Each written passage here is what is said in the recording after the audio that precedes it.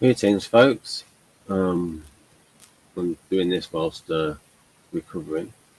Um, so, I finally come up with a word to describe. Um,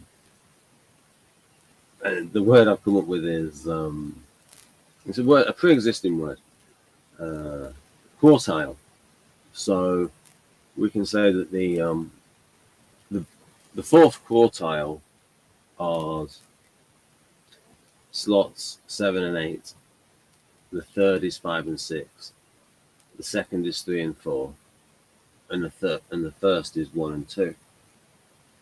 Now, the reason why it's asymmetrical is that in the club, so slots 1, 2, 3, and 4, valued versus unvalued is more important than in the counter club, and that is because the dominant and auxiliary functions are really valued. They're valued more than the tertiary and the inferior. So within the counter club, it's verten is more important. So, and there's an example right there. Think of the SE use in ENTPs and ENFPs and compare their SE use to NI DOMs.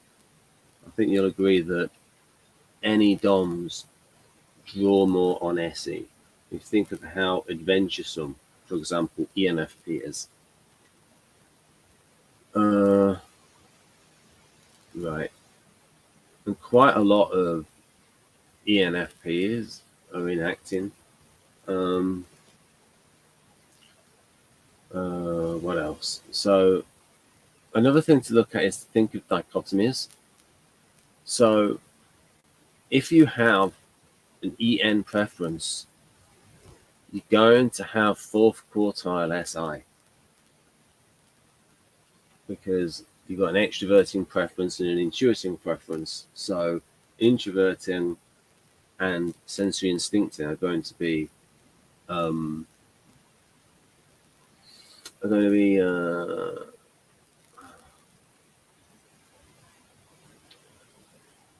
unpreferred, I suppose. But just going off those dichotomies. Also, if we got with FI there, you've got E and T. E and T. So if E and T is here, then it's going to be down there. So let's have a look at.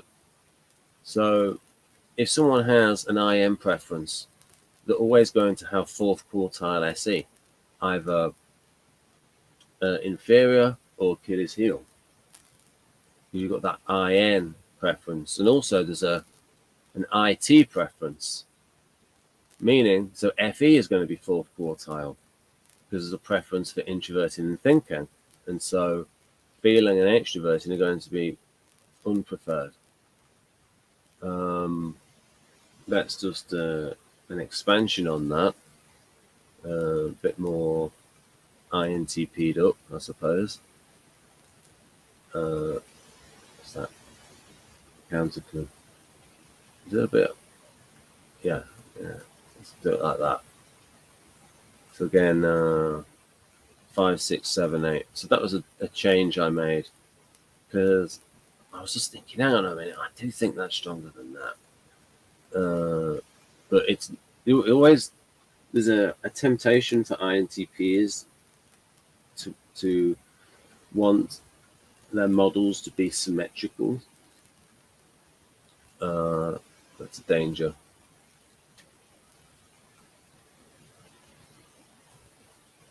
Again, INTP. So if we look at the, did I show INTP? Okay, so if we look at the fourth quartile functions, SE and FE in the NIT, the INTJ. And if we look at INTP, you also have FE and SE. The difference is between valued and unvalued. So And they're there because you've got an IT preference. So you're going to have, whenever there's an IT preference, there's going to be fourth quartile FE. Whenever there's an IN preference, there's going to be fourth quartile SE. So you can see there how the arrangement is consistent with the preferences, the overall preferences. So that's based in something empirical. So always try to have dichotomies in this model which are real, or as real as we can get, rather than making up dichotomies such as in Socionics Model A, where they're not dichotomies in real life, they're dichotomies within the model, like such as accepting and producing. Whereas here, default versus situational is real, valued versus unvalued is real, and you can say club versus counter club is real in that it's going off the preference. So for example here, an NT preference, all the NT functions are in the club. Right, and again, fourth quartile, FE and SE. Anything else? Oh yeah, there's, so you can see those all there. So if you think 1, 2, 3, 4, then you get changed up 5, 6, 7, 8. Because in comparing, say, so for Ian, let's go to ENFJ here.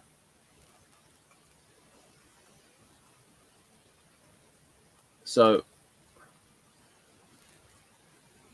especially FE DOMs are pretty good at TE in a work environment because they're doing TE for FE reasons. In the, okay, now we're at work and the atmosphere is TE, and so I'm going to adjust to the group and get into a TE mindset.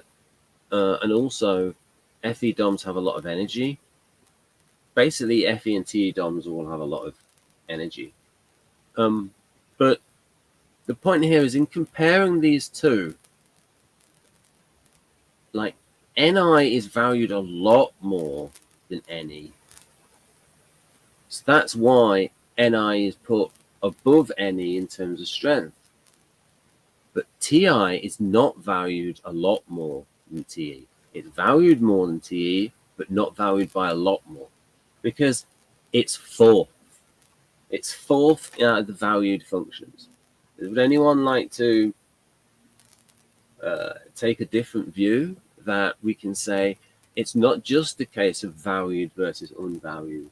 Within the valued, there is a ranking of valued. FE is the most valued function in ENFJ, and TI is the most valued function, and TI is the least valued function. It's valued, but only valued a little bit. And SE is not as valued as NI. So my point being that when you get to TE over TI, yes, TI is valued, but the fact that the ENFJ is an extrovert and they're doing a lot of extroverting, then the thinking of the ENFJ resembler is going to be colored more by the extroverting, the sort of the empirical get out there into the world approach, rather than the subjectivity. So they actually do a lot of TE for that reason of it being a default function. So and if you think about it, think of all extroverts and think about all of the extroverting functions and ask yourself, are any extroverts bad at SE? I mean, really? I mean, in terms of, if we look at that part of SE about the ability of an extrovert to sort of stand up for itself is pretty good. I mean, here look at, and again, here's one for ENFP. Like ENFP, you've got SE over here, but they stand up for themselves pretty well, don't they? So they've got that assertive part of SE. They can be adaptable. Now, and that brings me to another thing about the importance of this slot, and that is the overall mindset. So, for example, the overall mindset of, I'll just concentrate on these NFs. Oh, it's not going very well today. The mouse has gone a bit weird. I'll just have to do it like that. If we look at these mindsets, you got ENFJ. It's got that EJ mindset, or rather, the extroverted rational type. And so we can say that the ENFJ, my hypothesis is that the ENFJ likes to stay within extroverting rationality. And so it will switch between FE and TE because it's an extroverted judger. And with that EJ preference, and then with ENFP, you've got that EP preference. And so they're going to switch between NE and SE and stay within that mindset, that EP mindset. Also, many ENFPs are Enneagram 7 fixated. And so look at the behavior of the ENFP. They do a lot of activities that draw on SE. I mean, I know one that's traveled, been many places abroad and traveled to, say, met a monk or whatever, a monk with a selfie stick. And it's like very adventuresome and sort of like physical. And so it's a bit like Jeff saying ENFPs are just like ESFPs, except ENFPs believe in stuff. But the actual behaviors, you can say that ENFPs are using a lot of SE. Where at the same time, if you ask the ENFP, well, there is a trend there that ENFPs find sort of like the SI stuff, the harmonizing SI stuff, a chore. Much more is the SE stuff. But again, it's what kind of SE that the ENFP values. I use subfunctions. So the adventuresome part of SE is sort of the seeking of stimulation rather than the actual, not that assertive part of SE, which is like putting it on other people. But also ENFPs are very independent. And so they're going to push back when someone tries to control the ENFP. So I think I made the case for the role function, the contrarian alternative, as I call it. So I came up with the term contrarian alternative, and I looked it up and found that it was a term in finance. And I thought that's quite good, that it's the contrarian alternative to the lead function.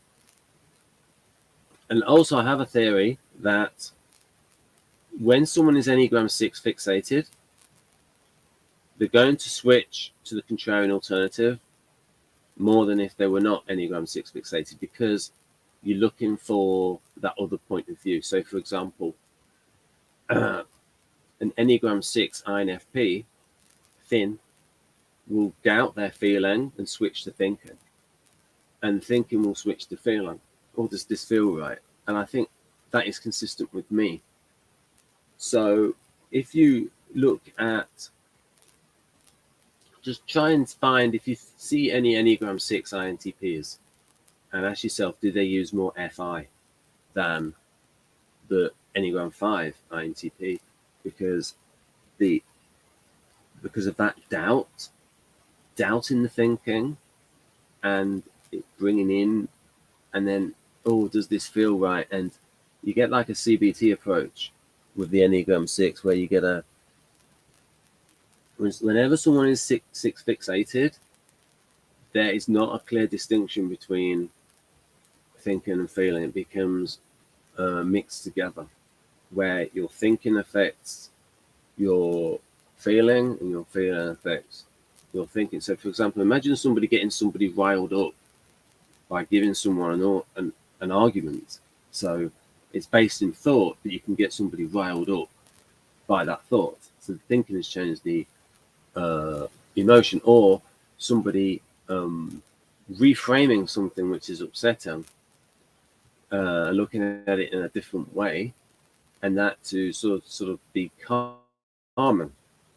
So in reality, the feeling and thinking functions are not opposites, whereas um, whereas sensing versus intuiting, abstract concrete, is those are opposites. So, for example, we can say that intuition is related to the abstract, and sensory instinct is related to the concrete, and concrete versus abstract definitely are opposites. Definitely are opposites. Right. Because otherwise, if you were to say, well, how are instinct and intuition opposites? Right. So, what else am I saying? I think that's about it. Thank you for bearing with me. I'm on the Lucozade at the moment for energy. I'll try to zoom out so you can see it all.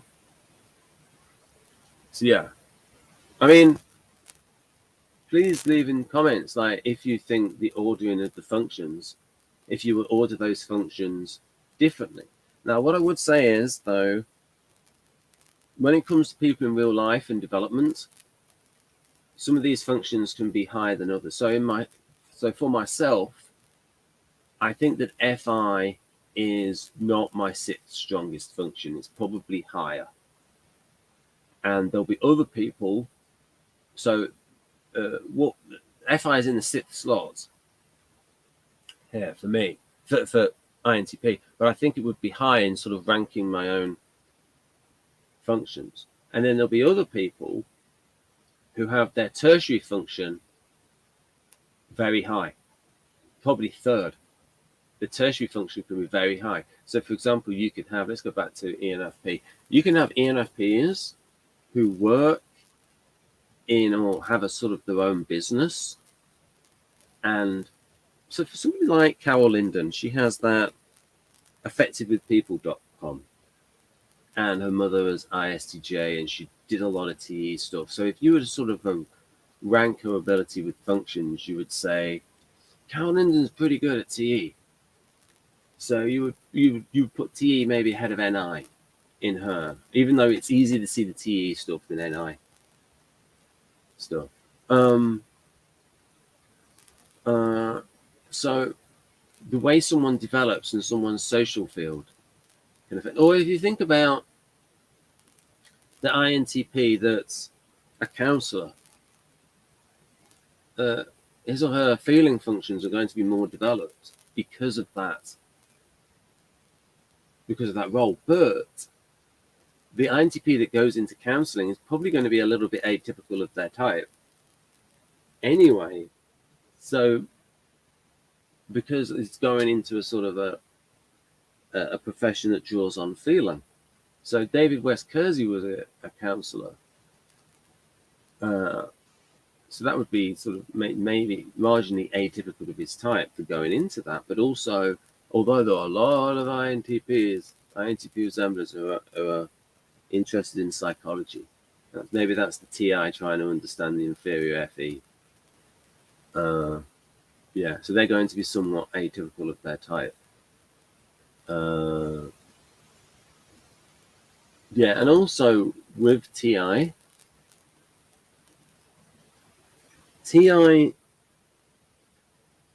is TI is not the same thing as reasoning power.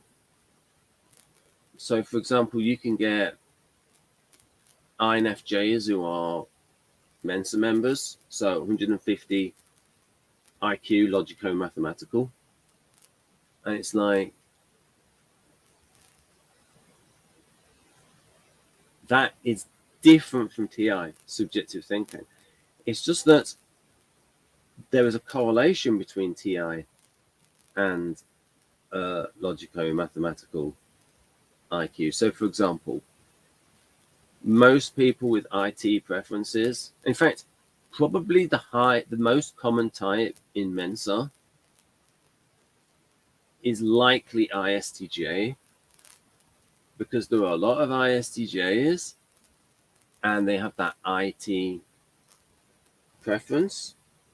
I also think that, here's the thing, subjective thinking will draw on reasoning power to make it all internally consistent. And so the TI preference will train up the reasoning power.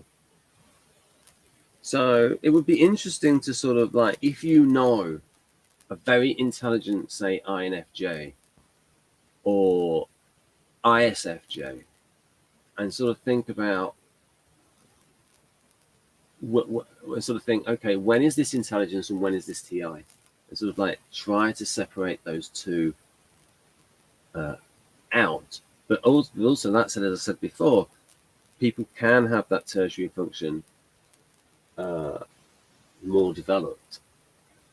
So you might have that. So for example, you might have had the INFJ that goes on to become a mathematician because they were good at math, and then so development is a big factor.